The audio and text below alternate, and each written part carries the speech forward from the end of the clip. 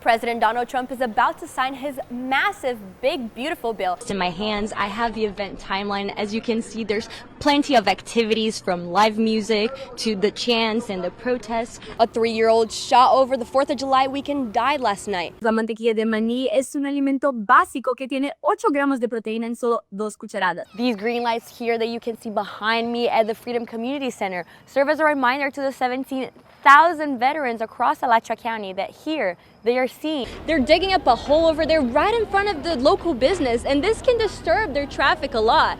Many of them are even saying they're afraid they might not be able to hold on much longer. The cry is for justice. As you can see, dozens of students have gathered here at Turlington Plaza. There's already plenty of security up, such as this non-scalable fencing. There's concrete blocks. If you look over there, there's some bike racks. Just a few hours ago, a new youth curfew took effect here on U Street. Una nueva investigación de la Universidad de la Florida muestra que la lectura por placer ha descendido un 40% en los últimos 20 años. But don't wait, because these will be distributed on a first-come, first-served basis. Developers say the goal is to bring more traffic while preserving its rich culture and history.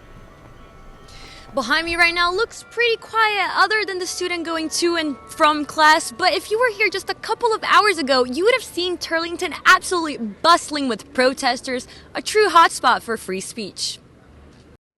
I think unity is really big in moments of injustice. I think we're more powerful than our government. Grace Adams, a UF student, writes her favorite quote from Martin Luther King Jr. He said, when they put him in jail for protesting, he said, injustice anywhere is a threat to justice everywhere. And I think that's really applicable to right now. Today, she took part in Solidarity Fest, an anti-ICE protest the UF Young Democratic Socialists of America hosted in partnership with different student organizations. This event is more so for community building purposes. We want to bring together this coalition of students and student body. The event featured speeches, chants,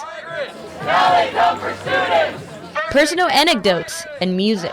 The growth of protests like these increased after the ICE controversy in Minneapolis, particularly after the deadly shooting of Alex Preddy less than a week ago. As we continue to try and coalition build and community build, we're trying to show that it is more than just the actual organizers. It is people that don't do this on a regular basis that are waking up and they're gaining class consciousness with the situation. They're recognizing what is wrong in our society. Jacob Friedman and Jay Calahiros Pepper are both members of the YDSA.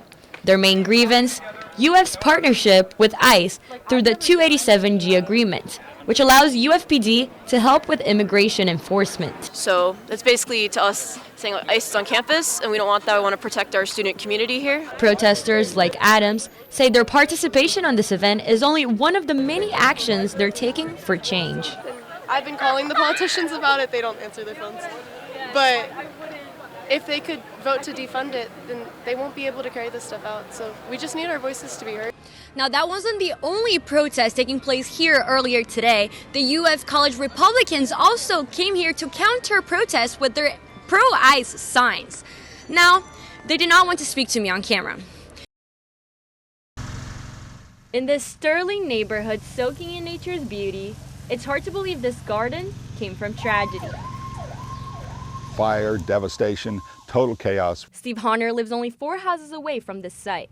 In February 2024, a propane gas leak caused this house to explode. Volunteer firefighter Trevor Brown responded to the scene, and in saving lives, he lost his own. These people over here, the lady, she happened to be standing at the front door when the explosion happened, and she was traumatized by it. But now, where debris once covered the soil, a park in honor of Brown takes root. It's the first time since it happened that she's walked across the street in this direction. Members of the community say they hope that this park will help them continue to heal, and they say that this boulder is probably the most powerful part of the entire park, as it honors the life of Trevor Brown, who died in this very same spot. Memorial Park Committee member Andrea Cora-Lewis says this park is the result of a true community effort. It's taken the full probably was been about 16 months, and we couldn't have done it without community support, community donations, partnerships. We did a golf tournament, we did a casino night. But Honard and his wife did even more.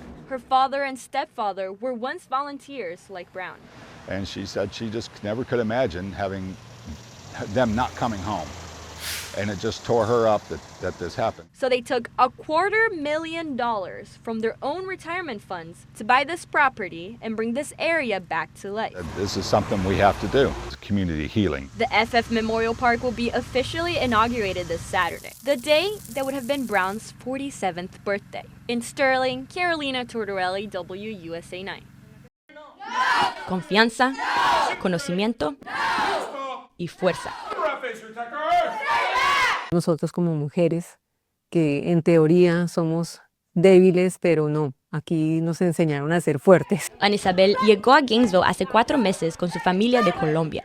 Aunque ella se siente más segura aquí que en su país de origen, Está aprendiendo cosas de cómo se puede uno defender ante cualquier situación, bien sea aquí o en cualquier parte donde uno esté. Ana Isabel descubrió el programa de defensa personal para mujeres en Facebook.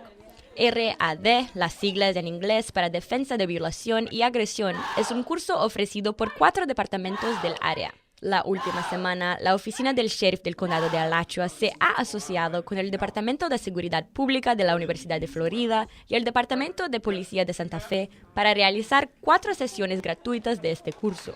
Kerry Gallup, instructor de RAD y agente de prevención del delito de la oficina del sheriff, cree que este programa es crucial. Women are taught to be submissive and to depend on a man for her self-defense.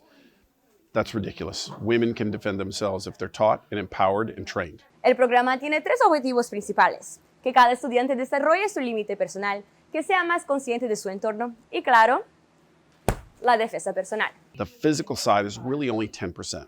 90% of this is never to be caught, never to have a problem. Una vez que han aprendido los bloques y golpes, las alumnas se ponen coderas, guantes, rodilleras y un casco y ponen a prueba sus habilidades entre 3 situaciones básicas de intentos de secuestro o intentos de agarre. Pues uno lo está viviendo y está viendo cómo son los diferentes movimientos, los diferentes consejos y los practica.